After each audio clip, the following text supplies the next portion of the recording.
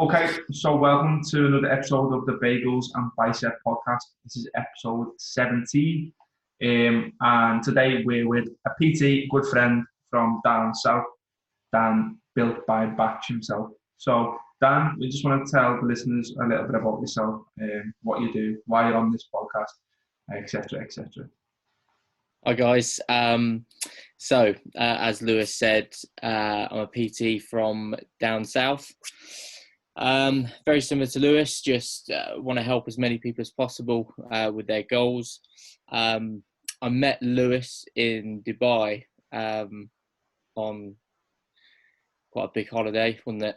Yeah, eventful. About, what was it, 2 years ago now? Yeah, 2 or 3 years ago it was. Yeah, and just got on really well. Just stayed in contact ever since. Made a trip to Liverpool once, I think it was. Yeah. Got a session in, which was nice. Yes. And then pretty much just went from there, really. Yeah. So basically, before we start, I just want to mention that. Sorry, I haven't put one more podcast out. We've just been discussing about my laptop broke last week, which is a bit of a nightmare. So I couldn't record or upload nothing, but we found a backup plan. And the reason we got Dan on today is obviously he's a good guy. He's doing really well in the industry, but he's also got type 1 diabetes, haven't you? So if you want to explain a little bit about that, for people who don't know what that is, and how it sort of influenced or affected your training, your fitness. Yeah, so type 1 diabetes is type 1 is pretty much where the pancreas doesn't function or produce insulin at all.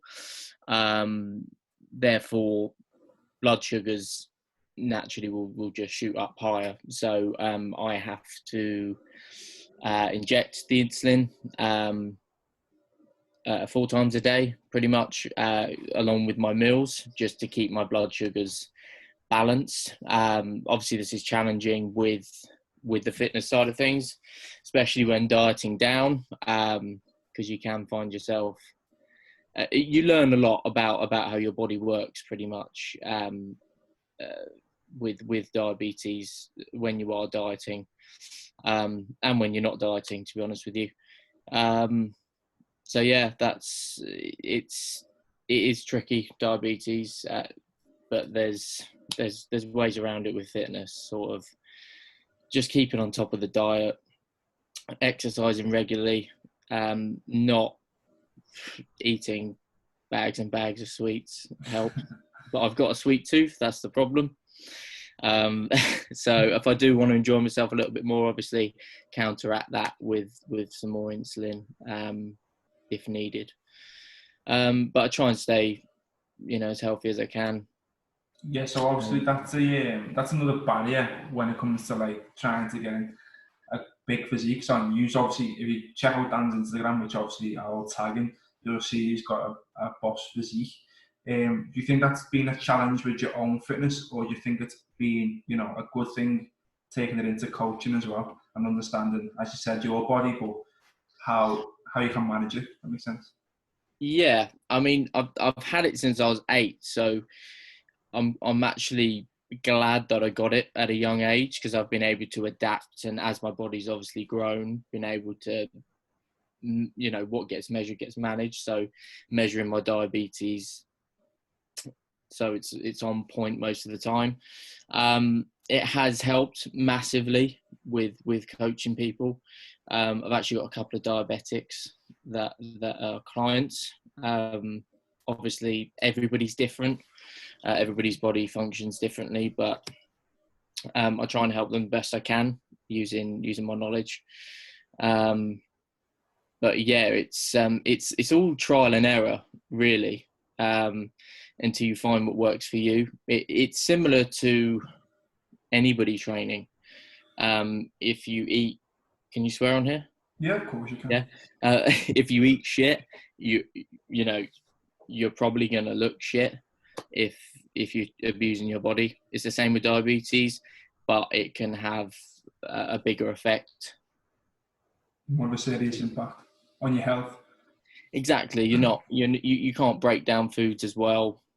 Things aren't going to the places they should be. And yeah, you can end up, overweight Yeah, very easily, very easily. So yeah, it's all about managing it. Again, similar to yourself, and any of my clients, just get them tracking their foods, tracking their workouts, and then obviously with the diabetes, it's tracking the insulin and managing that. yeah. Do you have any type 2 diabetics or anything like that, or are they type 1? They're all type 1. Okay, interesting. Yeah. And do you think that's a path that you're going to go into specifically down the line, or can you see that not happen? I'd like to help as many type 1s and type 2s as I can.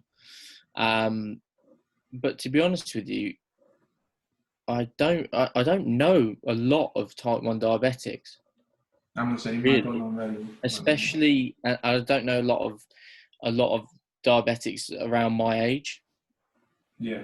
Not really. I'm sure there's loads out there, and but in my area, especially in my gym, I haven't come across too many. But the ones that I have come across, I've managed to help out. So it does, yeah, it has been a benefit being able to help them out. Yeah, and obviously it tends to be people with diabetes and type 2 and not regularly gym goers. You probably Yeah, agree with that. So like people who are obviously more fit and more active are less likely to be type 2 diabetic. So yeah, I can understand yeah. that you're not going to come into contact with many who are actually healthy, active at the moment. But you This is think, it. Yeah. is there any ways that it's changed your own training or anything that you've had to focus on a little bit more, like intensity or anything along those lines that you've had to change or tweak, or is it pretty much similar? Not really. It's pretty much similar, to be honest. The only thing I'd say is that I respond well to in terms of all across fitness and nutrition is carbs. There's no way around it. If you have more carbs, you're producing more glucose, therefore your blood sugars can shoot up, and you will need to inject more. I respond, especially when cutting down, to reducing those, and my body works fine. That's not going keto or anything like that, Yeah. but the one thing that I have learned about my body is when I am cutting down, I do respond better to a lower carb diet. Yeah, it's obviously And goes my hand in and my hand. diabetes as well. Yeah, have you ever tried to do any keto diets or anything like that? I did. I lasted about 2 weeks. Really? Yeah, That's a long time, anyway. yeah. And then I started having hypo. That hypo is where the blood sugars obviously drop Really very low, yeah. and you need sugar. And at that point, I was like, look, this just isn't worth it. I'm just eating more jelly babies than I ever have. So yeah, I cut that out, and then just similar to a lot of people, just basing my carbs around my workout, so I don't drop low or go too high outside of the workout parameter. So yeah. Yeah, that's good. I think the most important meal of the day is your pre-workout meal, I would say.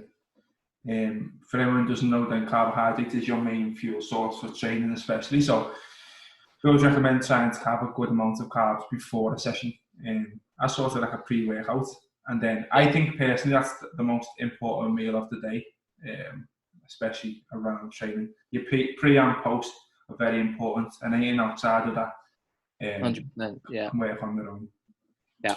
Okay, interesting. So obviously, due to the circumstances as well, how are you finding this lockdown, as we call it, as being a coach, as being a face-to-face coach, mostly? Have you had to adapt, or do you find it quite easy to transition into? 100% had to adapt. like I think everyone's initial thought is, oh no, what am I going to do? Gym shut, gym shut. But you know, if you want to help people and you want to make it work, and they're on the same wavelength as you, which fortunately I've got a great bunch of clients that are very understanding. We can make it work. You can make it work regardless. Obviously, it requires them to be a little bit more self-motivated and creative, because not everybody's got the same equipment. It's not like you walk into people's houses and they've got a rack and a barbell. So you do have to be creative. We're just finding ways around it. Obviously, it depends on the individual's goal. Given the circumstance and this illness that's going around, I'm not pushing people to be in a ridiculous deficit at the moment. You need the immune system as optimal as possible. So yeah, as I say, great bunch of clients. We set up a nice little support group. Everyone's keeping each other going. So yeah, in terms of transitioning, it's not been too difficult. Initially I thought, what am I going to do? But you find ways, and everybody's different. Everybody works differently, so you just make it work. Yeah, I think that's exactly it. And I've been exactly the same. Like, luckily, I spoke to you last week when we first got into the situation, and we both touched up online for a good few months. So we had a little bit of an understanding, but it's also made you, focus a little bit more on the things that you necessarily haven't focused on too much. 100%. With the gym. So I think it's also a good thing in the sense of adapting, becoming a better coach, finding ways around problems and creating solutions. But exactly. The one thing you said there, which really stood out to me, as I've just had a conversation with Joe, who owns the lab, about we've clients having to self-discipline themselves. So people who are used to one-to-one sessions are used to, coming, having accountability, the food, all this is sorted for them in a sense, but just to be left on their own to do it at home, obviously with guidance and support, it takes a lot more self-discipline to do that. And I think that's a good thing for clients in the long run, getting to understand themselves. That's an interesting topic. I think them being away now from you and not having any physical contact, they have to up their self-discipline. But as coaches, we need to up our support. Yes. And together, that will, it should be fine. And once this blows over, once we get back in the gym, we can, keep going. And the main thing is keeping that momentum going. I think it's very easy for people to stop, have a day off, have 2 days off, have a week off, and then next thing you know, it's 2 steps back. Exactly. Yeah, I think that's a good point. That 100% with you're saying then about not putting clients too far into a deficit. 100% agree that this time right now is all about support and all about health, in the sense of understanding things rather than trying to kill someone by putting them on a low calorie diet or very restrictive. Or even the other way, I've said to my clients who are trying to gain muscle, I said, this is obviously not the most optimal way of doing things. No. 9 times out of 10, you're not going to grow in this situation. But the whole idea is to maintain it, create new habits in different areas, and then go back to the gym with a better mindset and a better understanding of what you're doing. Yeah, that mindset at the moment is absolutely key. If people can, come back to the gym and have maintained their physique, then, that's going to do wonders for their mindset. And it's also, when they get back in the gym, I think it's going to motivate people even more. They'll get back to the gym and knowing that they have made, because for me, people maintaining that's progress. Yeah, in this situation, that is progress. Yeah, even how much are you weighing at the moment? I'm about 100 kg. Yeah, same as me, probably about the same. It's quite difficult to maintain physique when you've got minimal equipment or you're used to pumping out heavy squats, heavy deads, heavy bench, whatever it is. let's flip it onto you as your personal experience. How are you finding it? Are you like not nervous, but are you a bit like scared about losing your physique a little bit, or are you just happy to Um, adapt? Or I'm just learning at the moment. I think I am obviously there is a slight concern, isn't there? I think everybody like, oh, I can't access everything that you would, but I'm constantly learning, trying to make sure. For me, the goal is similar to most people is to maintain, but also focus on other areas, yeah, and showing people that you don't need you don't obviously the gym is optimal for gaining and muscle retention, but you can train in other ways. yeah. I And think also for myself, I've set myself a goal, like I want to run 10 kilometers by the end of this. that'd be good too. Same with like movement and mobility, is trying to be able to move better. Yeah, me and my girlfriend have started yoga. Yeah. It's like the first go was not pretty, mate, but you got it done. And it's allowing you to just focus on other areas. I mean, I was halfway through a photo shoot prep before this happened, and Okay. I was in a pretty harsh deficit. So I was like, as soon as this started happening, obviously with the diabetes, immune system's not strongest either. I was like, right, I've got to stop this. Health is wealth. It's 100%. keep pushing myself that way, and you will end up, getting ill. That's That's it, be all and unfortunately. end all. Yeah. So like, as I said, like I was arguing with myself about what to do during this time, because I've been like bulking in quotation marks for the last Mm. couple of months, and I was thinking, okay, now I'm stuck in the house. I haven't got the most optimal way of still growing. So should I cut? And then I was thinking, well, I haven't got that much access to food because obviously we're trying to go out as little as possible. Mm. So I'm not gonna have 5 kg worth of chicken sitting in the fridge or whatever to meet the goals of my macros or what they would be. So I was thinking I don't want to cut at the moment because I'd end up losing too much size, especially if I've got nothing to train with. So as you said, I think just maintaining the physique is the goal, and just dip it into other areas. Like I seen a thing before called, what's it called? A pistol squat moonwalk. Have you seen one of them? No, but I've got an image in my head. Yeah, it's similar. You can imagine what it's like, but Yeah, I seen that. I was like, I want to learn how to do that. do You it, know what I mate. meing? Do It's it. Do it. Definitely. just Definitely. stuff like that. You get a little bit more mobile, focus on things that you're a little bit shitter at, um, 100%. and then just enjoy it. Just enjoy this time with your family and that, but obviously be aware of your current goals and the goals that you had set in the gym. That doesn't stop. Mm. Just a little bit of a roadblock to get past.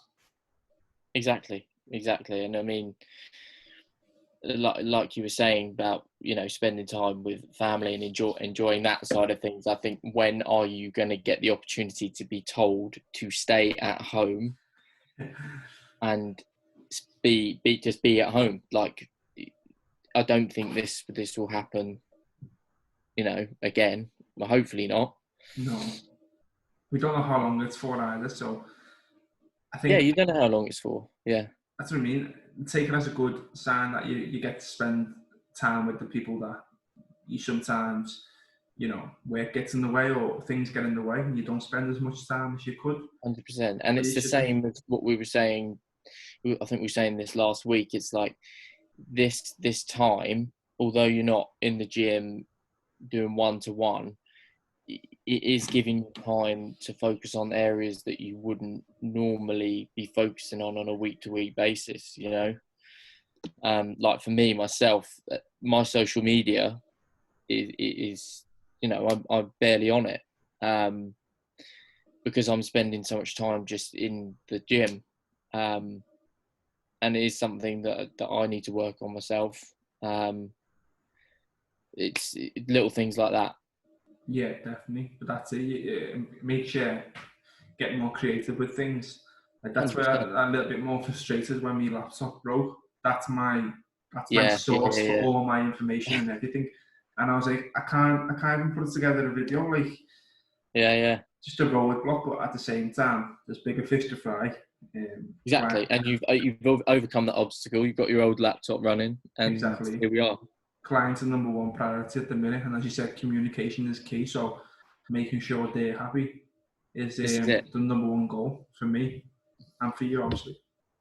Yeah, definitely. Just staying on top of the support, making sure everybody's set up.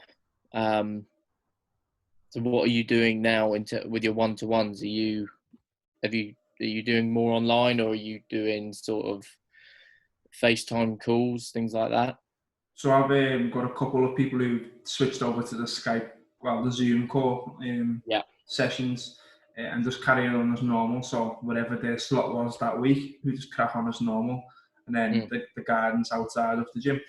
But then the majority of people, obviously, who prefer to go online, we just obviously drop the price points of that, banked up the sessions that they previously had, and they're fully online now. So I send them sessions every day or when they require one, depending on the goal. And then we track nutrition, weight, steps, calories, day in, day out. And I think that's the one thing we can nail is daily interaction and check it in daily on our clients. Exactly. So we need to make the most of that while we can. Yeah, we can't control what's going on in the world, but we can control, things in our world. So I think that's the main thing, especially when you're dealing with people's health and fitness. That's it. And just to round off, have you got any advice for people who are stuck at home, who, one, not feeling too motivated because they're at home, two, used to going to the gym and they can't go to the gym now, or three, are trying to lose weight or trying to get to a certain goal? Have you got any advice for them people? Advice is just to keep the momentum going. And it's okay to have a day off. Like, it's okay to use this time to rest as well. Obviously, keep the momentum going with your workouts. Doing something is better than nothing. But if there is a day where you're like, do you know what? I'm not feeling it. Don't put yourself in a position of going, oh, I'm going to go train. Oh, that was a shit workout. And puts you even in a worse mood. Just find something else to do, read a book, chill out for the day, wake up the next day and get started again tomorrow, pretty much. That's what I'd say to people. And that's it. Keeping the momentum is definitely momentum and mindset are your best friends at the moment. So, yeah, definitely. Perfect. So thank you for talking to us about obviously your own journey, your own issues that you've run into, and obviously what you've been doing with your clients. So it's interesting to see what other coaches are getting into, and obviously the listeners can apply that to their own training, because most of these listeners are obviously none of our clients, so they can apply it to their day-to-day, and hopefully anyone who's out there can listen to this and have found use in it. So thank you very much for coming on the podcast. And no, thanks for having me, mate. Appreciate it. No problem, and we'll definitely do this again soon. Definitely.